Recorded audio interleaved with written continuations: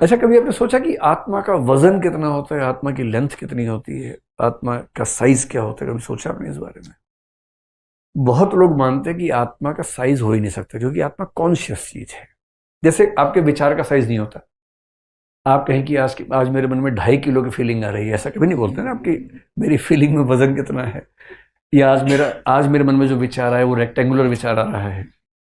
Rectangle का विचार आ सकता है, पर विचार रेक्टेंगुलर नहीं हो सकता ना अपने आप में। विचार तो विचार है। तो जो थॉट्स हैं, फीलिंग्स हैं, कॉन्शियस चीजें हैं, उनका आकार, उनका वजन, ये सब नहीं होता है। लोग मानते हैं कि आत्मा भी वैसी चीज है, ईश्वर भी वैसा ही है। अगर ईश्वर है तो कॉन्शियस है। आप ईश्वर का आकार मत पूछिए कि कितना लंबा, कितना चौड़ा, कितना मोटा है, मत पूछिए, वो भद्दा सवाल है, नहीं पूछना चाहिए। अब जैन लोगों ने एक बड़ी यूनिक बात कह दी। एक बार शंकराचार्य से पूछा गया कि भाई आत्मा का साइज क्या है? बोले अरे पागल, ब्रह्म ही आत्मा है, एक ही ब्रह्म है। शंकर ये नहीं मानते कि हम सबकी आत्माएं अलग अलग हैं, एक ही आत्मा है बस। हम सब तो भ्रांति के शिकार हैं। एक ही आत्मा है, वही ब्रह्म है, उसकी कोई लिमिट नहीं है, एब्सोल्यूट है। इसको बोलते हैं विभु परिमाणवाद, कि आत्मा जो है किसी भी लिमिट से परे, एब्सोल्यूट, इस आकार की आत्मा है।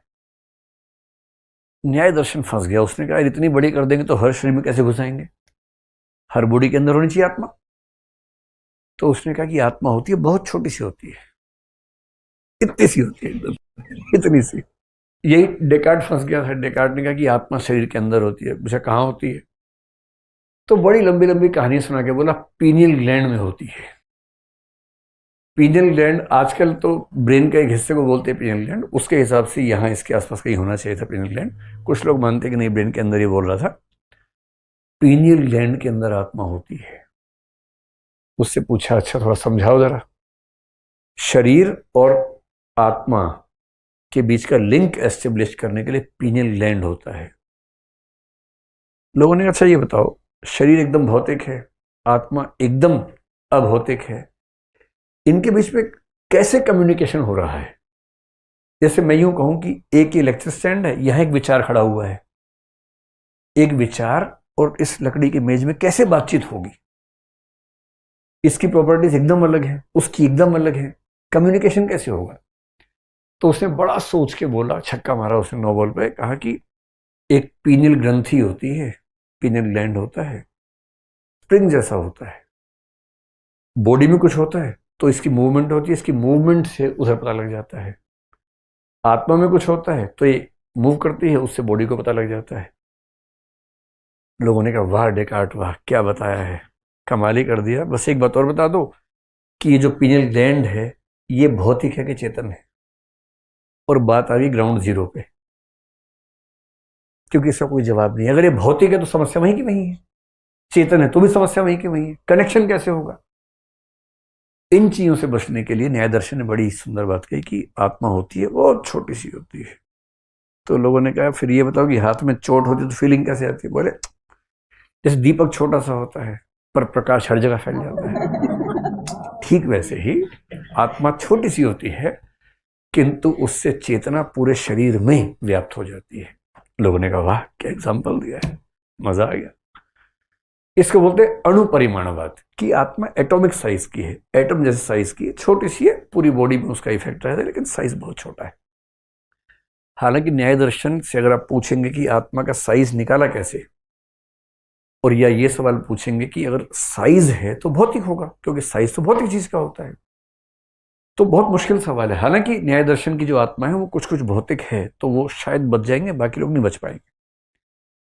अब जैन दर्शन से लोगों ने कहा बताओ भैया बताओ, आत्मा का साइज कितना है? तो मुझे नहीं पता ऐसा क्यों कहा, लेकिन उन्होंने एक नया सिद्धांत दिया जो दुनिया में किसी के पास नहीं। ये दुनिया में सबसे यूनिक विचार दिया।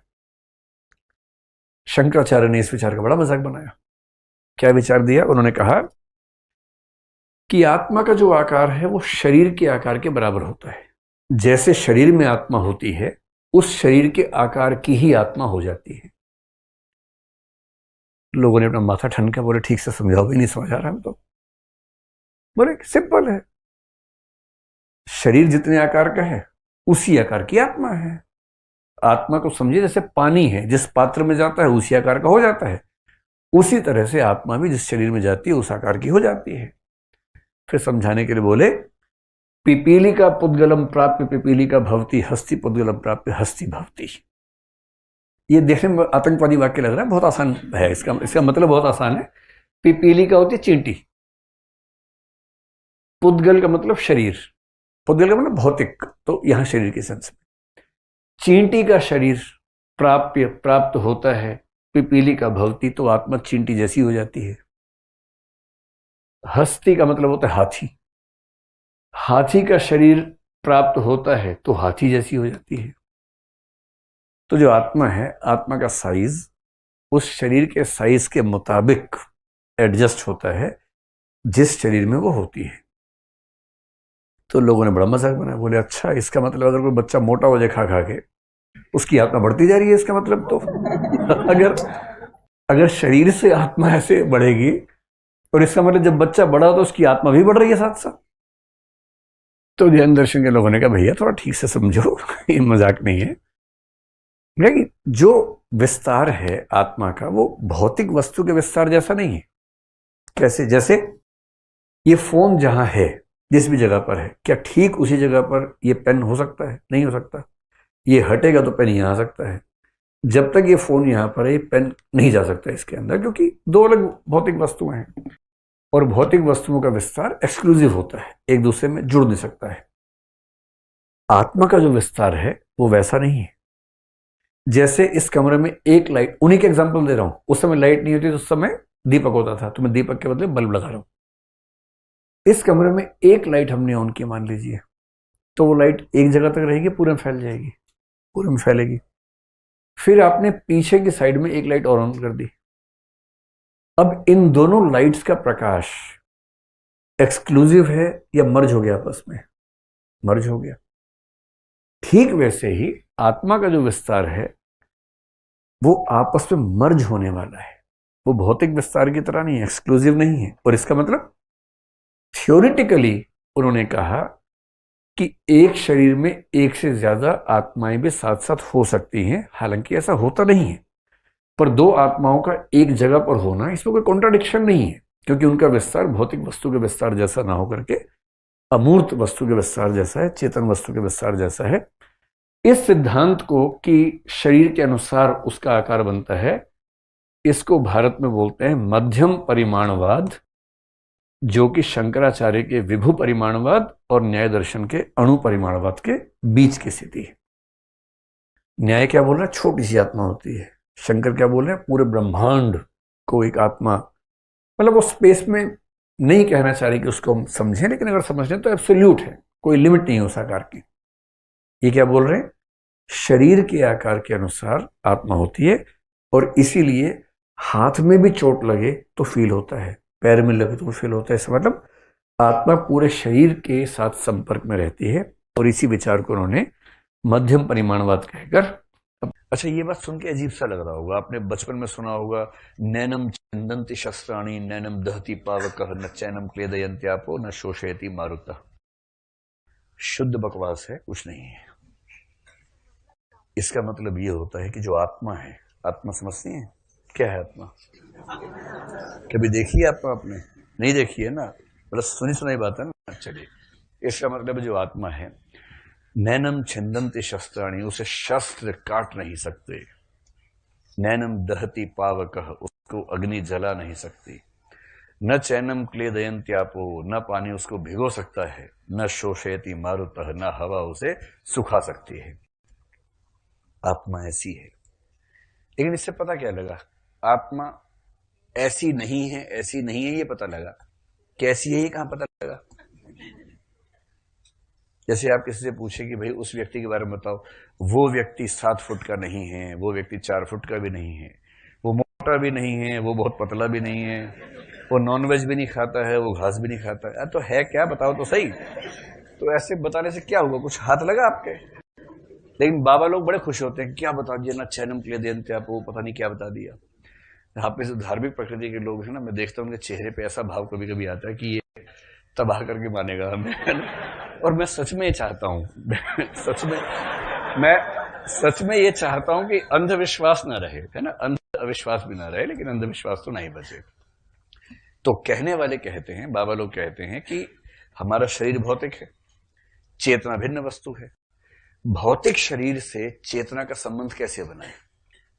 तो इसकी सबसे गोलू व्याख्या दुनिया भर में यह है कि चेतना क्योंकि शरीर का गुण नहीं हो सकता, तो चेतना नाम के गुण के लिए, चेतना का मतलब विचार, भावना, अनुभूति, ये सब, चेतना नाम के गुण के लिए कोई और वस्तु हमारे भीतर होनी चाहिए। उस वस्तु का नाम आत्मा है। तो लंबाई की व्याख्या किससे करेंगे? शरीर से। मोटाई शरीर से, वजन शरीर से, लेकिन वैचारिकता आत्मा से। तो आत्मा वह अधिष्ठान या अधिकरण है, वह आधार है जिसके भीतर चेतना वाले गुण समाहित हैं। ये सबसे गोलू व्याख्या दर्शन की दुनिया में की जाती है। सिंपल सी बात है, आत्मा नहीं है तो चेतना नहीं है। जैसे व्यक्ति मरता है, शरीर तो रह गया, लंबाई भी है, चौड़ाई भी है, वजन भी है, सब कुछ है, लेकिन विचार नहीं है, अनुभूति नहीं है। तो विचार, अनुभूति, मेमोरी, ये सब खत्म हो गई, दस खत्म हो गई, क्योंकि आत्मा चली गई है। और कई बड़े वाले मूर्ख क्या करते हैं, जब कोई व्यक्ति मरने वाला होता है, पूरा कमरा बंद कर देते ठीक से, दरवाजा बंद, नीचे कपड़ा ठूंस दिया पूरा का पूरा, शीशे बंद, खिड़की बंद, कि आत्मा देखते कहां से जाएगी। और उसके बाद एक बाबा क्या करता है, पूरी योजना के साथ एक पत्थर फोड़ देता है, शीशा फूट गया, देखो देखो देखो आत्मा यहां से निकल गई। अगर ऐसा मूर्ख आपके आसपास कोई हो, उसकी बातें मत आइएगा, क्योंकि जो चेतन है वस्तु, उसको निकलने के लिए रास्ता नहीं चाहिए होता। ठीक वैसे ही कि कमरा पूरा बंद था तो किसी की याद कैसे आ गई? दरवाजा खोल के आती है, विचार दरवाजा खोल के आता है, खिड़की से विचार आता है। ऐसे ऐसे छटे हुए मूर्ख हैं कि आत्मा जो चेतन है उसको निकालने के लिए खिड़की फोड़ देते हैं। ऐसे मूर्खों की बात में नहीं आना है, बिल्कुल नहीं आना है। ठीक है क्या चीज? आत्माराम। आत्माराम एक हड्डी होती है जो मरने के बाद, हाँ आत्मा नाम दे दिए, बस लगा आप आत्माराम की बात कर रहे हैं। एक कंसेप्ट है आत्माराम। जब कोई मर जाता है, उसे जब जला देते हैं ना, जब उसकी हड्डियां ढूंढते हैं, तो एक हड्डी जो इस हिस्से में होती है, जो बहुत सारे रिब्स को जोड़ती है, वो दिखने में ह्यूमन बॉडी जैसी होती है, उस हड्डी को बोलते हैं आत्माराम। और ऐसा बाबाओं की धारणा है कि आत्मा का निवास उसके भीतर होता है। ये मूर्खता मुझे हाल में पता लगी, जब मेरी माता जी की मृत्यु हुई और मैं हड्डियां चुनने गया उनकी, तो वो बोले देखो आत्माराम मिल गया है, इसी में आत्मा का वास था।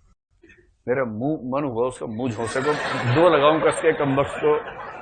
अजीब अजीब निरर्थक बातें। और मैंने देखा बाकी कई लोग वहां पर थे, वो जिस भाव से भक्ति करते हैं उस हड्डी की, अरे क्या धरा इन बातों में, निरर्थक बातें हैं।